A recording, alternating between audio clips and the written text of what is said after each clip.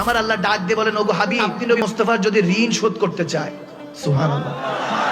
এখন দেখবেন সবারই একটা ঋণ থাকে, মা বাবারও একটা ঋণ আছে সন্তানের কাছে, আছে কি নাই? মা বাবা কষ্ট করে লালন পালন করে বড় করেছে, ঋণ আছে না? আপনি মা বাবার কাছে ঋণী। আমার আল্লাহ বলতেছে, যদি নবীর ভালোবাসার ঋণ, নবী যে তোমাদেরকে দুনিয়া দিয়েছে, দিন শিখিয়েছে, কোরআন দিয়েছে, রহমান দিয়েছে, এটা ঋণ যদি শোধ করতে চাও, ওগো নবী বলে দিন, ইল্লাল মাওয়াদ্দাতা ফিল কুরবা, বান্দা যাতে আপনি নবী মুস্তাফার আওলাদদেরকে ভালোবাসে, আপনি নবীর আওলাদদেরকে ভালোবাসলে আপনি নবীর ঋণগুলি আমি মাফ করে দিব। সুবহানাল্লাহ। এরকমই এক ভালোবাসার কথা মনে পড়লো হাদিসে মুবারাকায়। হযরত আব্দুল্লাহ ইবনে ওমর রাদিয়াল্লাহু তাআলা ছোট্ট অবস্থায় ইমাম হুসাইন সহ দুষ্টমি করছেন। আমরা অনেকেই শুনেছি ঘটনাটা, আবার শুনুন, মুহাব্বত শুনেন। সৈয়দের ঘরানাদেরকে, আওলাদের রাসূলদেরকে ভালোবাসার চেষ্টা করুন। আওলাদের রাসূল মনে রাখবেন, রাসূলের বংশ নামাজের অংশ। সুবহানাল্লাহ বলে না? আওলাদের রাসূলদেরকে ভালোবাসতে হবে। হযরত আব্দুল্লাহ ইবনে ওমর ইমামে হুসাইনে কারবালা রাদিয়াল্লাহু তাআলা তিনি যখন দুষ্টমি করছেন ছোট অবস্থায়, আব্দুল্লাহ ইবনে ওমরকে গোলাম ইবনে গোলাম বলে ডেকেছেন। আমার নবী নওয়াসা ইমামে হুসাইনে কারবালা, জান্নাতে যুবকদের যিনি সম্রাট। সুবহানাল্লাহ বলে।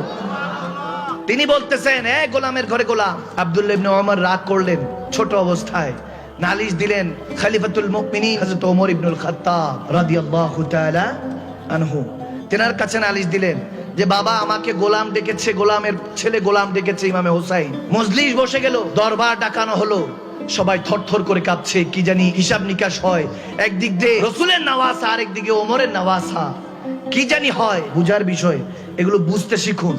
তাহলে ইমান আকীদা পোক্ত হবে। ইমান আছে তো আমল আছে, ইমান নাই তো আমল কোনো কাজে আসবে না। 100 বার কুরবান হয়ে যাব, একবার দুইবার নয়, 1000 বার টুকরা হতে রাজি আছে আমার নবীর শান ও আজমাতের জন্য, কিন্তু ব্যক্তিত্ব নষ্ট করব না জীবনে ইনশাআল্লাহ। বলে হুজুর একটু আপোষ করলে কি হয়? আমি বললাম, কেন আপোষ করব? আমার ইমামে হোসাইন এই শিক্ষা দেন নাই। এজিদের সাথে আপোষ করলেই তো হয়ে যেত, এজিদের হাতে বায়াত হলেই তো হয়ে যেত। ইমামে হোসাইনকে, আওলাদের রাসূলদেরকে শাহাদাতের জাম পান করতে হতো না। আমার হোসাইন শিখে গিয়েছেন, জান দাও কিন্তু ঈমান দিবা না। আওয়াজ দেয় না কেন মুসলমান? ঠিক না বলে? লাগলে কুরবান হয়ে যাও। কেন ইমামে হুসাইন কারবালা কি জানতেন না? ফুরাত নদীর ওইখানে তীরে গেলে তেনারা সপরিবারে শাহাদাত বরণ করতে হবে, জানতেন না? জানতেন, হাদিসে মুবারকের মধ্যে মওজুদ ছিল। কেন গিয়েছেন?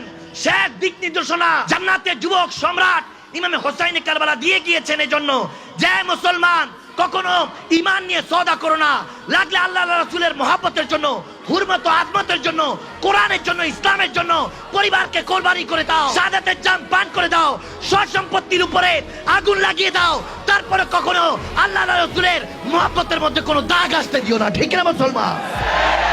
আবার কিছু কিছু আছে হোসাইনি মুসলমান না ইজিদি মুসলমান। আমি বললাম, ইজিদ আবার মুসলমান কবে থেকে? কাফের মুসলমান। নবী নওয়াসের উপরে তলোয়ার চালাইছে, জান্নাতের সর্দারের গলায় তলোয়ার চালাইছে, সে আবার কিভাবে মুসলমান হয়? নাউজুবিল্লাহ। ফিনারে জাহান্নামা খালিদিনা, কোথায় পড়ে আছে তার খবরও নাই। বেশি এজিদ ভালো লাগলে আপনার নিজের ছেলের নাম রাখেন এজিদ, আওয়াজ দেন, এজিদ রাখেন, তাহলে কেউ হেঁটে গেলে বলবো ওই যে এজিদের বাপ। ঠিক না বলে?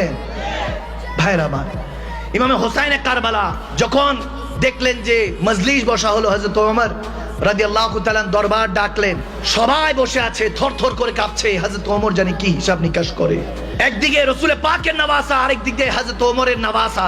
গোলামের ঘরে গোলাম বলেছে, দুষ্টমি ছলে হয়েছে, কিন্তু যখন বিচার বসেছে হযরত ওমর সবার সামনে বলল ইমামে হুসাইনকে, আপনি কি আমার ছেলেকে গোলামের ঘরে গোলাম বলেছেন? ইমামে হুসাইন বললেন যে হ্যাঁ বলেছি। তখন বলেন, লিখে দেন, কাগজের মধ্যে লিখে দেন।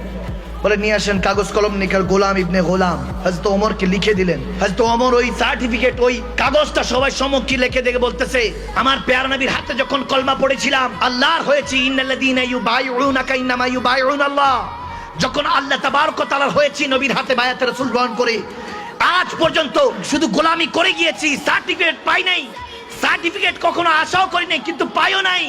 এতদিন পর্যন্ত গোলামি করেছি।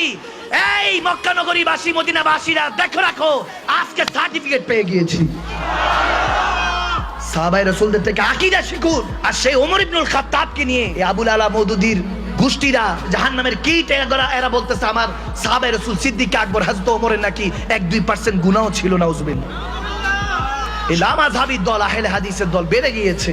আমি তাদেরকে কখনো অসম্মান করি না, কিন্তু আপনি একটু চিন্তা করেন, আস্ক ইউরসেলফ, নিজেকে কোশ্চেন করুন, প্রশ্ন করুন, এটা কেমন আকীদা আপনাকে দেওয়া হয়েছে? আপনি নবীর কাছে কবরে গেলে কি জবাব দিবেন? আবু বকর সিদ্দিক যেনাকে সিদ্দিক আকবর বলা হতো, তেনাকে কটূক্তি করছেন যে তেনারা 1-2% গুনাহ ছিল, নাউজুবিল্লাহ।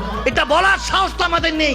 আদিনিকুল আদব, দিন প্রতিষ্ঠা আদবের উপর, আদব উঠে যাচ্ছে, আদব নাই তো এখন আমাদের। সজীবতা ও স্নিগ্ধতায় নিজেকে ডুবিয়ে রাখুন সবসময় ইব্লুনের প্রিমিয়াম এবং কোয়ালিটিফুল আতরের সাথে। অর্ডার করতে এখনই ভিজিট করুন www.iblun.com।